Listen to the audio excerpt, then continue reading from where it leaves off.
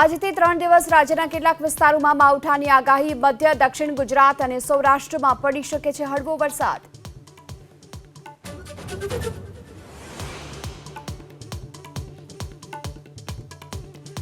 લોકસભાની ચૂંટણીને ઉમેદવારીના પ્રથમ દિવસે જ તમામ 26 બેઠકો પર ઉપડ્યા 1015 ફોર્મ. ગાંધીનગર, પાટણ, પંચમહાલમાં ભરાયું ઉમેદવારી પત્ર. સૌથી વધુ રાજકોટમાં 296 ફોર્મ.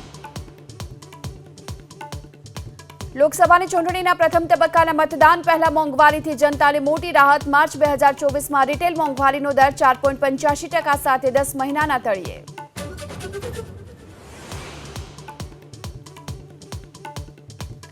કારોબારી સપ્તાહના અંતે સેન્સેક્સ અને નિફ્ટી ધડામ. રોકાણકારોની સંપત્તિમાં 2,52,000 કરોડનું ધોવાણ. સેન્સેક્સમાં 739, નિફ્ટીમાં 234 પોઈન્ટનું ગાબડું.